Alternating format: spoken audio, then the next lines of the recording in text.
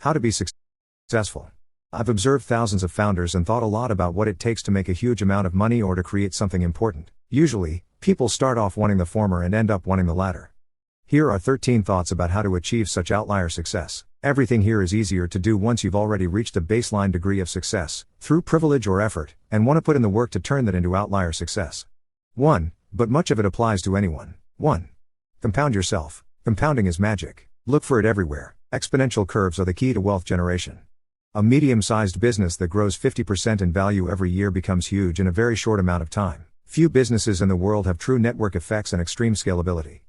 But with technology, more and more will. It's worth a lot of effort to find them and create them. You also want to be an exponential curve yourself. You should aim for your life to follow an ever-increasing up and to the right trajectory. It's important to move towards a career that has a compounding effect. Most careers progress fairly linearly. You don't want to be in a career where people who have been doing it for 2 years can be as effective as people who have been doing it for 20. Your rate of learning should always be high. As your career progresses, each unit of work you do should generate more and more results. There are many ways to get this leverage, such as capital, technology, brand, network. Page 2 of 13 HTTP effects and managing. It's useful to focus on adding another effects and managing people. It's useful to focus on adding another zero to whatever you define as your success metric, money, status, impact on the world, or whatever. I am willing to take as much time as needed between projects to find my next thing, but I always want it to be a project that, if successful, will make the rest of my career look like a footnote. Most people get bogged down in linear opportunities. Be willing to let small opportunities go to focus on potential step changes. I think the biggest competitive advantage in business, either for a company or for an individual's career, is long-term thinking with a broad view of how different systems in the world are going to come together.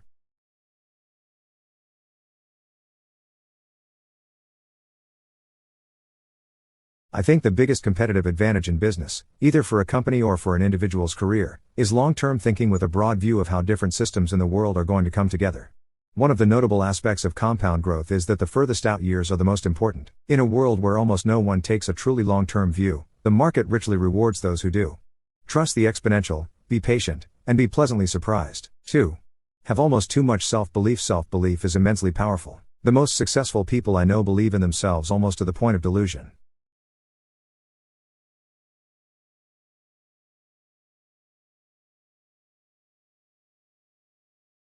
Believe in themselves almost to the point of delusion. Cultivate this early. As you get more data points that your judgment is good and you can consistently deliver results, trust yourself more. If you don't believe in yourself, it's hard to let yourself have contrarian ideas about the future. But this is where most value gets created. I remember when Elon Musk took me on a tour of the SpaceX factory many years ago. He talked in detail about manufacturing every part of the rocket. Page 3 of 13 HTT. But the thing that sticks in memory was the look of absolute certainty on his face when he talked about sending large rockets to Mars.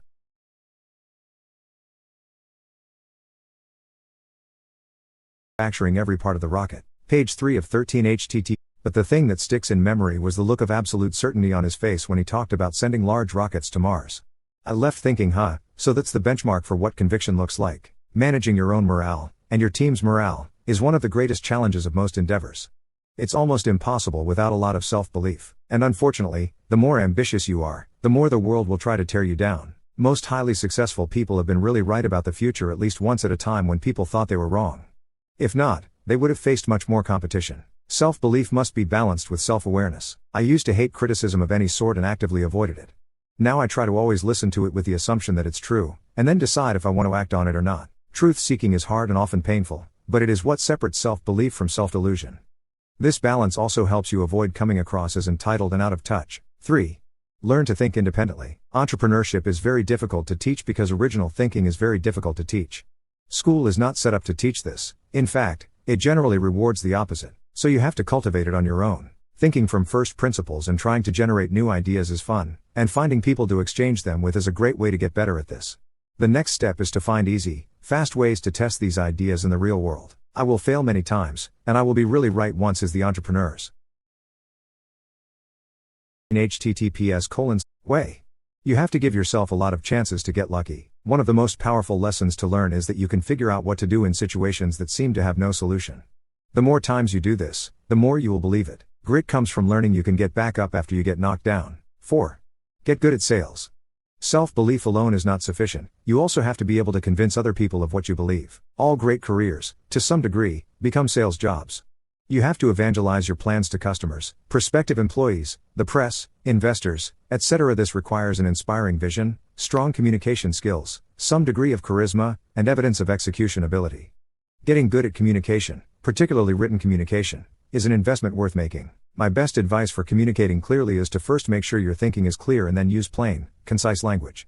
The best way to be good at sales is to genuinely believe in what you're selling. Selling what you truly believe in feels great, and trying to sell snake oil feels awful. Getting good at sales is like improving at any other skill. Anyone can get better at it with deliberate practice. But for some reason, perhaps because it feels distasteful, many people treat it as something unlearnable. My other big sales tip is to show up in person whenever it's important. When I was first starting out, I was always willing to get on a plane. It was frequently unnecessary, but 3 times it led to career-making turning points for me that otherwise would have gone the other way. Page 5 of 13 HTT. 5. Make it easy to take risks. Most people overestimate risk and underestimate reward. Taking risks is important because it's impossible to be right all the time. You have to try many things and adapt quickly as you learn more. It's often easier to take risks early in your career. You don't have much to lose, and you potentially have a lot to gain. Once you've gotten yourself to a point where you have your basic obligations covered, you should try to make it easy to take risks. Look for small bets you can make where you lose 1x if you're wrong but make 100x if it works. Then make a bigger bet in that direction. Don't save up for too long, though. At YC, we've often noticed a problem with founders that have spent a lot of time working at Google or Facebook. When people get used to a comfortable life, a predictable job, and a reputation of succeeding at whatever they do, it gets very hard to leave that behind, and people have an incredible ability to always match their lifestyle to next year's salary. Even if they do leave, the temptation to return is great. It's easy, and human nature, to prioritize short-term gain and convenience over long-term fulfillment. But when you aren't on the treadmill, you can follow your hunches and spend time on things that might turn out to be really interesting. Keeping your life cheap and flexible for as long as you can is a powerful way to do this, but obviously comes with trade-offs. For as long as you can is a powerful way to do this, but obviously comes with trade-offs. 6. Focus. Focus is a force multiplier on work. Almost everyone I've ever met would be well served by spending more time. Page 6 of 13H. Thinking about what to focus on. It is much more important to work on the right thing than it is to work many hours. Most people waste most of their time on stuff that doesn't matter. Once you have figured out what to do, be unstoppable about getting your small handful of priorities accomplished quickly. I have yet to meet a slow-moving person who is very successful. 7. Work hard. You can get to about the 90th percentile in your field by working either smart or hard, which is still a great accomplishment. But getting to the 99th percentile requires both. You will be competing with other very talented people who will have great ideas and be willing to work a lot. Extreme people get extreme results. Working a lot comes with huge life trade-offs, and it's perfectly rational to decide not to do it. But it has a lot of advantages. As in most cases, momentum compounds, and success begets success, and it's often really fun. One of the great joys in life is finding your purpose, excelling at it, and discovering that your impact matters to something larger than yourself. A YC founder recently expressed great surprise about how much happier and more fulfilled he was after leaving his job at a big company and working towards his maximum possible impact. Working hard at that should be celebrated. It's not entirely clear to me why working hard has become a bad thing in certain parts of the US, but this is certainly not the case in other parts of the world. The amount of energy and drive exhibited by entrepreneurs outside of the US is quickly becoming the new benchmark. Page 7 of 13. You have to figure out how to work hard without burning out. People find their own strategies for this, but one that almost always works is to find work you like doing with people you enjoy spending a lot of time with. People find their own strategies for this, but one that almost always works is to find work you like doing with people you enjoy spending a lot of time with. I think people who pretend you can be super successful professionally without working most of the time, for some period of your life, are doing a disservice. I think people who pretend you can be super successful professionally without working most of the time, for some period of your life, are doing a disservice. In fact, work stamina seems to be one of the biggest predictors of long-term success. One more thought about working hard: do it at the beginning of your career. Hard work compounds like interest, and the earlier you do it, the more time you have for the benefits to pay off. It's also easier to work hard when you have fewer other responsibilities, which is frequently but not always the case when you're young. 8. Be bold. I believe that it's easier to do a hard startup than an easy startup. People want to be part of something exciting and feel that their work matters. If you are making progress on an important problem, you will have a constant tailwind of people wanting to help you. Let yourself grow more ambitious, and don't be afraid to work on what you really want to work on. If everyone else is starting meme companies, and you want to start a gene editing company, then do that and don't second guess it. Follow your curiosity. Things that seem exciting to you will often seem exciting to other people too. 9. Be willful. A big secret is that you can bend the world to your will. A surprising percentage of the time, most people don't even try, and just accept that things are the way that they are. People have an enormous capacity to make things happen. A combination of self-doubt, giving up too early, and not pushing hard enough prevents most people from ever reaching anywhere near their potential. Ask for what you want. You usually won't get it, and often the rejection will be painful. But when this works, it works surprisingly well. Almost always, the people who say I'm going to keep going until this works, and no matter what the challenges are I'm going to figure them out, and mean it, go on to succeed. They are persistent long enough to give themselves a chance for luck to go their way. Airbnb is my benchmark for this. There are so many stories they tell that I wouldn't recommend trying to reproduce. Keeping maxed out credit cards in those 9-slot 3-ring binder pages kids use for baseball cards, eating dollar store cereal for every meal, battle after battle with powerful entrenched interest, and on, but they managed to survive long enough for luck to go their way. To be willful, you have to be optimistic. Hopefully this is a personality trait that can be improved with practice. I have never met a very successful pessimistic person. 10. Be hard to compete with. Most people understand that companies are more valuable if they are difficult to compete with. This is important, and obviously true. But this holds true for you as an individual as well. If what you do can be done by someone else, it eventually will be, and for less money. Page. The best way to become difficult to compete with is to build up leverage. For example, you can do it with personal relationships, by building a strong personal brand, or by getting good at the intersection of multiple different fields. There are many other strategies, but you have to figure out some way to do it. Most people do whatever most people they hang out with do. This mimetic behavior is usually a mistake. If you're doing the same thing everyone else is doing, you will not be hard to compete with. 11. Build a network. Great work requires teams. Developing a network of talented people to work with, sometimes closely, sometimes loosely, is an essential part of a great career. The size of the network of really talented people you know often becomes the limiter for what you can accomplish. An effective way to build a network is to help people as much as you can. Doing this, over a long period of time, is what led to most of my best career opportunities and 3 of my 4 best investments. I'm continually surprised how often something good happens to me because of something I did to help a founder 10 years ago. One of the best ways to build a network is to develop a reputation for really taking care of the people who work with you. Be overly generous with sharing the upside. It will come back to you 10x. Also, learn how to evaluate what people are great at, and put them in those roles. This is the most important thing I have learned about management, and I haven't read much about it. You want to have a reputation for pushing people hard enough that they accomplish more than they thought they could, but not so hard they burn out. Everyone is better at some things than others. Define yourself by your strengths, not your weaknesses. Acknowledge your weaknesses and figure out how to work around them, but don't let them stop you from doing what you want to do. I can't do X because I'm not good at Y is something I hear from entrepreneurs surprisingly often, and almost always reflects a lack of creativity. The best way to make up for your weaknesses is to hire complementary team members instead of just hiring people who are good at the same things you are. A particularly valuable part of building a network is to get good at discovering undiscovered talent. Quickly spotting intelligence, drive, and creativity gets much easier with practice.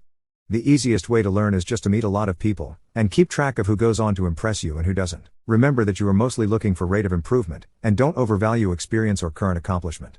I try to always ask myself when I meet someone new, is this person a force of nature? It's a pretty good heuristic for finding people who are likely to accomplish great things. A special case of developing a network is finding someone eminent to take a bet on you, ideally early in your career. The best way to do this, no surprise, is to go out of your way to be helpful. And remember that you have to pay this forward at some point later. Finally, remember to spend your time with positive people who support your ambitions. You get rich by owning things. The biggest economic misunderstanding of my childhood was that people got rich from high salaries, though there are some exceptions. Paid entertainers, for example, almost no one in the history of the Forbes list has gotten there with a salary.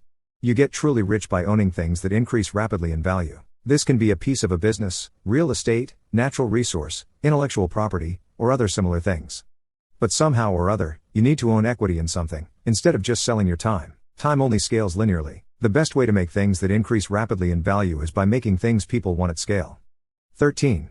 Be internally driven. Most people are primarily externally driven. They do what they do because they want to impress other people. This is bad for many reasons, but here are 2 important ones. First, you will work on consensus ideas and on consensus career tracks. You will care a lot, much more than you realize, if other people think you're doing the right thing. This will probably prevent you from doing truly interesting work, and even if you do, someone else would have done it anyway. Second, you will usually get risk calculations wrong. You'll be very focused on keeping up with other people and not falling behind in competitive games, even in the short term. Smart people seem to be especially at risk of such externally driven behavior. Being aware of it helps, but only a little. You will likely have to work super hard to not fall in the mimetic trap. Page. The most successful people I know are primarily internally driven. They do what they do to impress themselves and because they feel compelled to make something happen in the world.